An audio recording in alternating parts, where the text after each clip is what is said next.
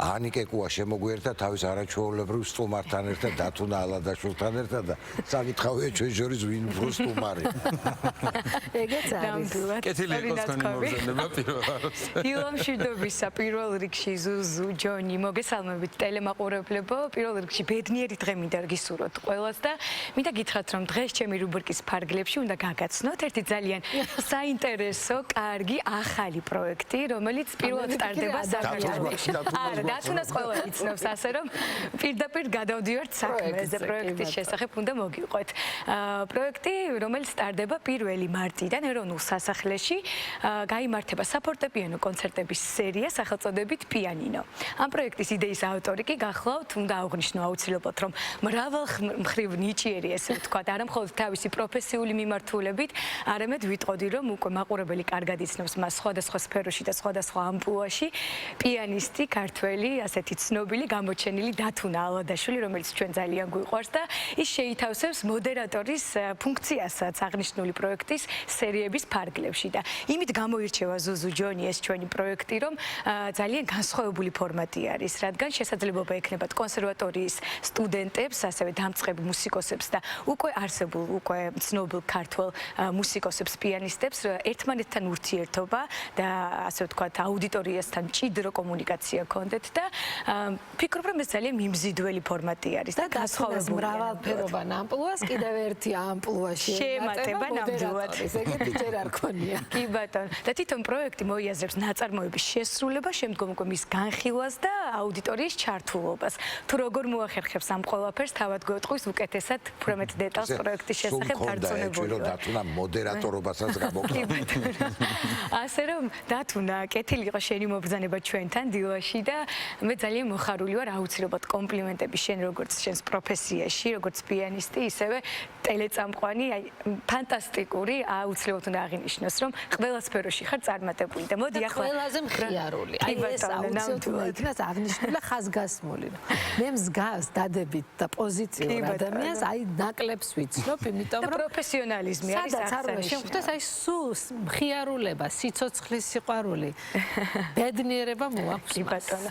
ნუ მოკლედ გავწითდი, მადლობა, კარგად გაგზავნებოდეთ გელოდებით ეროვნულ სასახლეში პირველ მარტს. გადავიდეთ ეროვნულ სასახლეში თუ არის თვათ კიდევ უფრო მეტი. დიდი მადლობა ასეთი წარდგენისთვის, მადლობა მოწვევისთვის. მოდი გვითხარი პროექტის. მივესალმები მაყურებელს დილამშვიდობისა.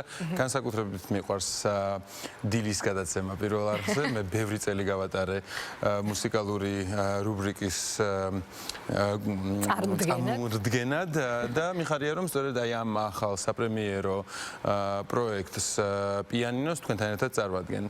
მართლაც გამორჩეული პროექტი ელოდება ქართულ და არა მარტო ქართულ მსმენელს ეროვნულ სასახლეში 1 მარტიდან სიმბოლურად დავამთხვიეთ შოპენის დაბადების დღეს ყველაფერი 8 კონცერტი. ყოველ შემთხვევაში 2026 წლის გაზაფხულის ზაფხულის სეზონზე იქნება მხოლოდ 8 კონცერტი. ანუ სწორად აღნიშნეთ, ეს იქნება ასე ვთქვათ ინტერაქციული კონცერტების სერია, სადაც მე და ჩემი მეგობრები, ეს არიან ძალიან ცნობილი ქართველი მუსიკოსები, ისევე როგორც ჩემი და არა მხოლოდ ჩემი სტუდენტები კონსერვატორიიდან, სემინარიის სტუდენტები, ნიჭიერთა აწლედის სტუდენტები, სხვადასხვა რეგიონიდან წარჩინებული, გამორჩეული ახალგაზრდა ტალანტები და რაც ყველაზე მეტად მახარებს, ასევე მათ შორის იქნება ჩემი პედაგოგიც ქალბატონი მანანა გოცირიძეც 8 გამორჩეული განსაკუთრებული ლექცია შეხვედრა კონცერტივით, ასე ვთქვათ, შევქმენით. სადაც მე რა თქმა უნდა მივიღებ მონაწილეობას როგორც პიანისტიც, თუმცა უფრო მეტი დატვირთვა მექნება ვიყო შუამავალი შემსრულებელსა და მსმენელს შორის. მოგიხსენებათ ხშირად მსმენელი მომზადებული მოდის კონსერვატორიაში, იქნება ეს თუ ნებისმიერ საკონცერტო დარბაზში და ისინი მზად არიან მოსასმენად, მაგრამ არ უნდა დავივიწყოთ ასევე ისეთი მსმენელიც, რომელიც შეიძლება პირველად აღმოჩნდეს ამა თუ იმ კონცერტზე. სწორედ ამიტომ ეროვნული სასახლის აი ეს იდეოლოგია, რომ ეს არის არა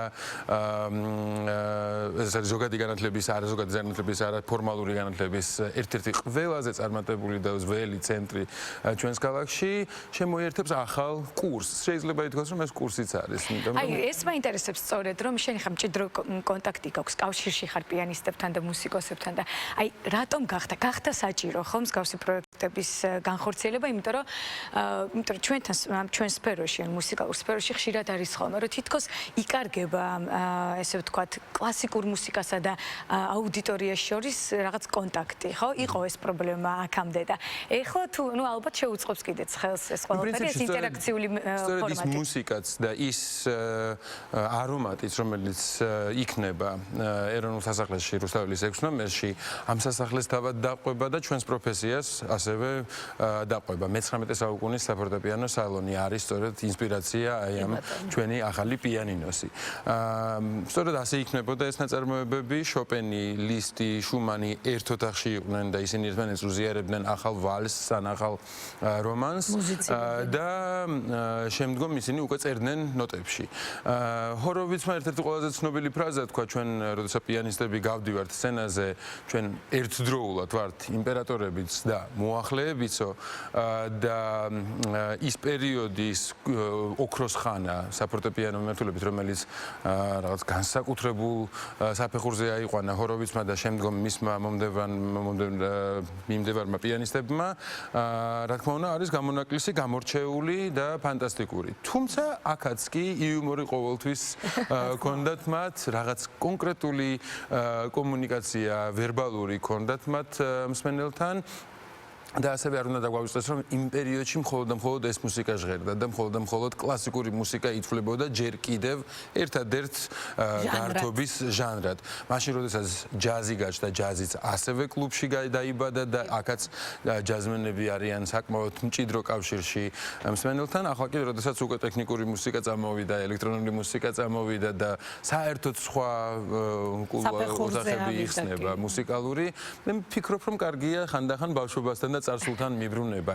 რა თქმა უნდა, უმაღლეს დონეზე იქნება თითოეული ნაწარმოები შესრულებული ბეხშტაინის როიალზე, პიანინოს ფარგლებში, მაგრამ ერთი-ორი წინასიტყვაობა, თუ რატომ შეიქმნა ეს ნაწარმოები, როდის დაიბადა ესა თუ ის იდეა, ვის მიეძღვნა? ალბათ ნაწარმოების ირგვლივ განხილვას გულისხმობს. რა არის ჩადებული ხანდახან საიდუმლო კოდი, საიდუმლო გზავნილი, ერთგვარ ჰუმანურს და ნამდვილს ხდის აი ამ დიდ რაღაცნაირ მუზეუმის ექსპონატს. ძალიან შემეცნები. იმედი მაქვს. თანხმე, იმიტომ რომ ჩემს ბავშვობაში მე მახსოვს, რომ ბატონ ჯანსუღ კახიძეს ქონდა ხოლმე აი ესეთი შეხვედრა ბავშვებისა და სხვადასხვა ორკესტრის წევრების და ჩვენი გვეცნობოდით ყველა ცალკეულ საკრავს. ძალიან ნიჭიერულად ქონდა შექმნილი მაესტრო ჯანსუღ კახიძეს ეს პროექტი. ეს თავის დროზე ყველა მივიცით კარგად, რომ დაიბადა ნიუ-იორკში, ლეონარდ ბერნშტაინმა შექმნა Young People's Concerts. ეს ერთგვარი ჩვენი დევიზიც არის პიანინოსი Young for Young ორგანიზაცია, რომელიც ნატალია ქუთათელაძესთან ერთად დავიწყეთ ბევრი წლის წინ, სწორედ ემსახურებოდა სალონურ შეხვედრებს და ქველმოქმედებას. შემდგომ სწორედ Young for Young-ის ქოლგის ქვეშ დაიბადა პირველი პიანინო, ეს იყო პიანინო მაგთისთან ერთად, როდესაც მთელი საქართველო შემოვიარეთ და მანქანა იხსნებოდა და სწორედ პიანინოს ვაცნობდით ამა თუ იმ ქალაქის თუ სოფლის ახალგაზრდებს და მიხარია და ძალიან მიემაყება, რომ რამდენიმე ახალგაზრდა, რომელიც პიანინოთი გავიცანი, შემდგომ ისინი კონსერვატორიის სტუდენტები აღმოჩნდნენ და თქვენ მათ პიანინოს ფარგლებში ახლა უკვე ეროვნულ სასახლეში შეხვდებით. ასე რომ ეს პიანინო, რომელიც მოფერებითი სიტყვაა იტალიურიდან და არის პატარა ინსტრუმენტი, ახლა რაღაცნაირად უფრო დიდ იმპოზანტურად წარდგება. დიდ როლს შეიძენს. ეხლა მოდი თუ შეგვიძლია რომ ასე ვთქვათ დავაანონსოთ, ვინ მიიღებს მონაწილეობას, თუნდაც ჩამოთვალოთ ის მუსიკოსები, მე მგონი ყოველთვის ძალიან საინტერესო იქნება, როგორც ვიცი, თამარ ლიჩელიც იქნება. ყველაფერს მოგახსენებთ, და შეგვიძლია. როდესაც რაღაცის გჯერა, ის ძალიან მალე გამოდის. ზუსტად 1 საათიანი შეხვედრის ნაყოფი იყო 8-ვე კონცერტის დაგეგმა. ყველა ჩემი უახლოესი უსაყვარლესი მეგობარი ძალიან მალევე აენთო და შემომიერთა. 1 მარტს ჩემი მეგობარი და ჩემი დიდი ინსპირაცია ვალერიან შიუკაშვილი იქნება ეროვნულ სასახლეში. ყველა კონცერტი არის კვირა დღეს. გადავწყვიტეთ, რომ ახალი ტრადიცია იყოს. კვირას შეგიძლია დატვირთული კვირის წინ დაიმუხტო კარგი მუსიკით. 1 მარტი არის შოპენის დაბადების დღე, ვალერიან შიუკაშვილი იქნება შოპენის პროგრამით. 15 მარტი სიმბოლურად 8 მარტთან ახლოს არის და ამიტომ 15 მარტი ქალბატონს დავუთმეთ და თამარ ლიჩელი იქნება ძალიან საინტერესო პროგრამით, სადაც შოპენიდან რაველამდე გავივლით გზას და ერთგვარი იმპრესიონისტული ფერები პირველად გაჩნდება როიალის რეპერტუარში და ამაზე ძალიან დეტალურად ვისაუბრებთ. 29 მარტი არის შემდგომი მესამე კონცერტი და 29 მარტი ზოგადად კალენდარულად არის 98-ვე დღე და ყოველთვის მთელი მსოფლიო 98-ვე დღეს აღნიშნავს ფორტეპიანოს საერთაშორისო დღეს, რადგან ეს არის 88 კლავიში. ასე რომ 88 დღე, 88 კლავიში და 10 უნიჭიერესი კონსერვატორიის ახალგაზრდა ტალანტი იქნება ვირტუოზული ნაწარმოებებით ჩვენთან ერთად. ივნისამდე არის გაწერილი. 5 აპრილი იქნება ცოტნე ზედგინიძე, სადაც ის თავის მუსიკაზე და შუბერტზე ისაუბრებს. 26 აპრილს პედაგოგიკაზე, ჩემს პედაგოგთან და ჩვენს მოსწავლეებთან ერთად ვისაუბრებთ, ქალბატონი მარინა გოცირიძე, მე და სტუდენტები. 3 მაისს თამარ ბერაია სპეციალურად პიანინოსთვის ჩამოვა უკვე შვეიცარიიდან და მართლაც გამორჩეულ პროგრამას შეგვთავაზებს, სადაც კლარა შუმანის და რობერტ შუმანის შეხვდებიან ერთმანეთს სცენაზე და მენდელსონის და-ძმაც შეხვდება ერთმანეთს სცენაზე. 24 მაისს უძღვნით საქართველოს დამოუკიდებლობის დღეს ახალგაზრდა ვირტუოზები შეასრულებენ მხოლოდ და მხოლოდ ქართულ მუსიკას და პირველ სეზონს დახურავს 7 ივნისს ირმა გიგანი.